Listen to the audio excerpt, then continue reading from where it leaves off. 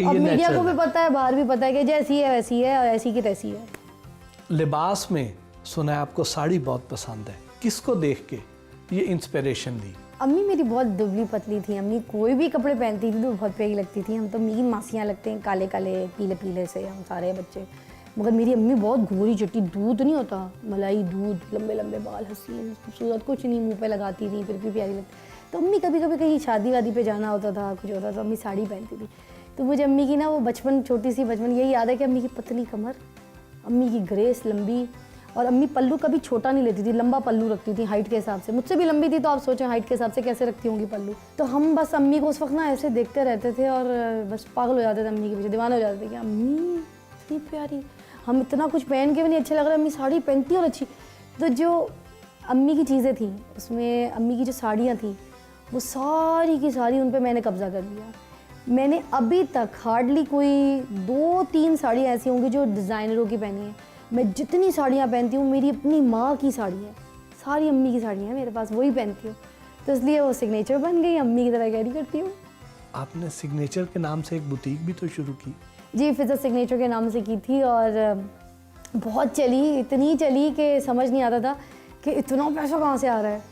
मगर उसमें भी अल्लाह ताला ने बड़ी बरकत की। मैं उसमें ना वो बिज़नेस ये नहीं करना चाहती थी कि मैं कुछ कमाना चाहती थी। जैसे आप हैं, आप पढ़े हुए हैं फैशन स्कूल ऑफ आर्ट से, आप पढ़ के निकले, आपके पास काम नहीं है, लोग आपको या फिर आपके पास अगर पैसा नहीं है कि आप कुछ लॉन्च कर सकें या कोई ब्रांड के लिए कोई काम कर सके, तो फिर मैं उनके लिए एक प्लेटफॉर्म बनी थी। मैंने उनको कहा था कि मैं एक ऐसा ब्रांड बनाती हूँ जहाँ पे आप लोग मेरे पैसों पे आके अपनी डिज़ाइनिंग का शौक़ पूरा करें और वहाँ पे अपनी अपनी चीज़ें बनाएं और डिस्प्ले करते हैं हम लोग, मगर पैसा मेरा होगा और जो आपकी चीज़ बिक्री होगी उसका आपको टोटल का टोटल मिलेगा, मगर उसमें से 20% जिसमें मास्टर साहब की और कारीगरों की सिलाई और ये सब जाएगी और जो शॉप का रेंट है वो सब कुछ जाएगा। वो इस तरह से मैंने उनके साथ किया था। तो वो लोग इतनी दुआएं देते थे, आज इतने बड़े बड़े नाम है माशाल्लाह से, मगर मैं उसको कंटिन्यू नहीं कर सकी। मैं उस वक्त मॉर्निंग शो करी थी, मैं लव लाइफ फॉर हॉर करी थी, तो फिर मैं इस चीज़ को आगे लेके चल नहीं सकी, टाइम ही नहीं दे सकी। मेरा कारखाना था फैसल टाउन में और मेरे पास 80 कारीगर काम करते थे, लेके चल नहीं सकी। गुलूकारी शौकिया करती हैं या बाकायदा इसको प्रोफेशन के तौर पे अडॉप्ट करने का इरादा है? मैंने गुलूकारी सीखी है, बाकायदा सीखी है? बाकायदा सीखी है, और ऐसा नहीं सीखी कि मैंने शोबिज़ में आके सीखी हो। मैं बचपन से इसको फॉलो करती थी, मैं सीखती थी, शोबिज़ के लिए नहीं मगर सीखती थी। मौसीकी मेरे अंदर है और पुराने से पुराना गाना आप निकाल लें, अगर उसकी सारी शायरी मुझे ना आती हो, आप यहाँ पे मेरे साथ टास्क गेम खेल सकते हैं। ये सच बता रही हूँ मैं आपको, ये मैंने अपनी अम्मी की ज़बान से सुनाते हुए, अम्मी लोरियाँ सुनाती थी हमें, वो गाने हमें याद हो जाते थे। अब मैं कभी सुनती हूँ तो मैं कहती हूँ मुझे ये गाना आता है, ये तो मैंने अम्मी के मुँह से सुन के याद किया था। तो बचपन में जब हम लोग बांग्लादेश में रहते थे तो हमारे स्कूल में कोर्सेज़ होते थे कि आपको ब्रेक लेनी है या आपको उसमें फ्रेंच पढ़नी है या कुछ कथक सीखना है या भरतनाट्यम करना है या क्लासिकल गाना सीखना है। तो मैंने 2 साल भरतनाट्यम सीखा और 3 साल मैंने गायकी सीखी, मगर गायकी को फिर 3 साल के साथ बाकी जो 2 साल थे उसमें भी मैंने इंक्लूड करके मौसीकी पूरे राग वाग सब सीखी और मैं अपने स्कूल में सबसे बेस्ट सिंगर थी बच्चों में। और हमें इस तरह से सिखाया करते थे, जैसे ये राग होते हैं सा सा सा नी नी नी धा धा धा मा मा मा पा नी धा नी मा पा धा नी पा नी धा पा नी धा पा, इस तरह हमें राग ना मुंह पे रटे में। Nowadays we don't practice but हमें आते ज़रूर हैं। फिर जैसे जब गाना सिखाते हैं तो बांग्लादेश में बेसिक जब सिखा रहे होते हैं आपको सा रे गा मा कैसे है, तो वहाँ पे 2-3 किस्म 4 किस्म के कोई ऐसे गाने जब बच्चों को लर्निंग में सिखाए जाते हैं। यहाँ पे भी उस्ताद सिखाते होंगे, उस्ताद जो गाने सिखाते थे वो थे जैसे हो सारे गामा हो बचपन के दिन भुलाना देना, सुना का? बिल्कुल सुना। आज हंसे कल रुलाना देना, याद हमारी मिटाना देना, हो मतलब सारे गामा। अब हो में सारे गामा भी है, सब कुछ है, तो बच्चों को ये गाना याद हो जाता था तो उनको स्केल समझ आ जाता था कि किस तरह का ऊपर नीचे उतार चढ़ाव आपको सारे गामा में सरगमों में करना है। तो वहाँ से सिखाते हैं उस्ताद फिर आपको। आपका सबसे अपना पसंदीदा गाना कौन सा? मेरा मुझे अब बहुत जो पसंद है वैसे जाद अली जी का एक गाना बड़ा पसंद है, साहिल पे खड़े हो। मोस्टली ये गाना मैं बहुत ज़्यादा सुनाइए जरा। मुस्तैद देखता रहता है ज़माना, दीवानी सही उनका तमाशा तो नहीं हूँ, दीवानी सही उनका तमाशा तो नहीं हूँ, ऐ वादा फरामोश में तुझसी तो नहीं हूँ। और ये बड़ा मुश्किल गाना है ये तो। जी, हम क्योंकि बचपन से सरगम में पकड़ी हुई हैं, तो कोई मुश्किल गाना भी हो तो हल्की आंच पे गा लेते हैं, मगर प्रैक्टिस मेक्स मैन परफेक्ट, ये कहावत भी सही है, तो प्रैक्टिस करनी चाहिए हर चीज़ के लिए। तो आप तो ये अपने शो में भी हल्का फुल्का ज़रा सुनाया करें। ये भी सुनाया है, वो भी सुनाया है, पता नहीं क्या क्या सुनाया है, आपकी सोच होगी। हर आंच पे गाना गाना पड़ता है, वाह, चाहे वो हल्की हो या तेज हो।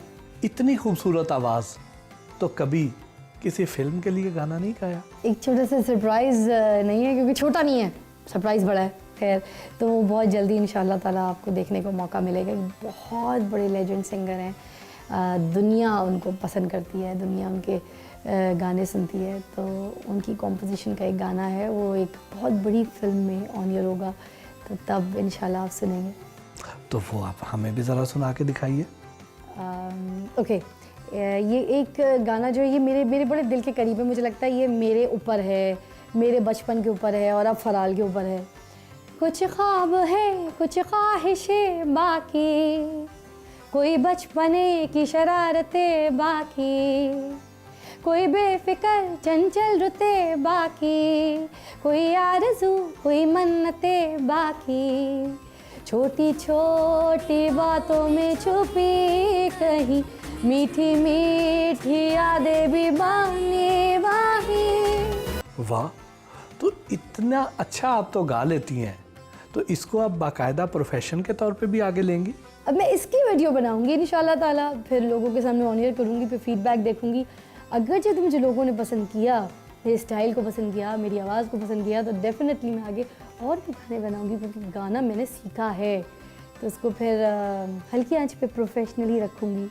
यानी मॉडलिंग आपने की, अदाकारी आपने की, गुलकारी में अब उम्मीद है कि आप अपने फ़न का लोहा इधर भी मनवाएंगी, तो रक्स का भी कोई शौक़ है? जी, भारतनाट्यम भी सीखा है, तो क्लासिकल कथक में बहुत अच्छा करती हूँ, ब्रेक डांसर हूँ, ब्रेक बहुत अच्छा करती हूँ, और आम डांस तो हम कर ही लेते हैं, किसी की मेहंदी हो उधर कर लेते हैं, कोई ड्रामों के सीन हो उसमें कर लेते हैं, शो पे कर लेते हैं और करा भी लेते हैं, मगर क्लासिकल कथक भी मैंने सीखा हुआ है, क्योंकि भारतनाट्यम के साथ आपका बड़ा क्लासिकल का भी ना थोड़ा सा सेम स्केल होता है, बट सिर्फ नैन नक्श आपको बड़े ज़्यादा मटकाने पड़ते हैं, और उसका एक प्रॉपर मेकअप होता है जिसके स्टेप्स, और आपको पूरा एक उसके माहौल में अंदर गुल्फ हो के आपको फिर परफॉर्म करना पड़ता है।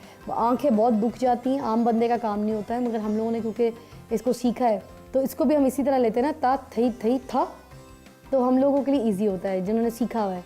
अगर किसी आम बंदे से कराएं तो उससे ये आंख पुतली के ऊपर नहीं जाएगी, हम पुतली के ऊपर लेके जाते हैं आंख इन पे भारतनाट्यम पे। वो उसके लिए हमारा मेकअप होता है, हम वाइट पेंसिल आंख के ऊपर भी लगाते हैं और आंख के अंदर भी लगाते हैं, आंख के नीचे नहीं लगाते मेकअप आर्टिस्ट आंख को इन्हेंस करने के लिए कि आंख थोड़ी सी बड़ी लगे, तो हम नीचे शेड दे के ऊपर पूरी काली शेड दे के, तो यहाँ आंख के ऊपर भी वाइट पेंसिल लगाते हैं ताकि आंख हमारी पुतली के ऊपर चढ़ी हुई लगे, वो थोड़ा सा मेकअप का भी कमाल होता है। एंड देन आपको आंख उस पूरे कॉस्ट्यूम में ना फाड़नी ही पड़ती है, आपकी आंखें यूँ ही होती हैं। आपकी बेटी फराल, उसको कैसे टाइम दे पाती हैं? अच्छा, वही बात कि लोगों को लगता है मैं बिजी हूँ, वैसे मैं फारिग तरीन इंसान हूँ, फिर बताऊँगी।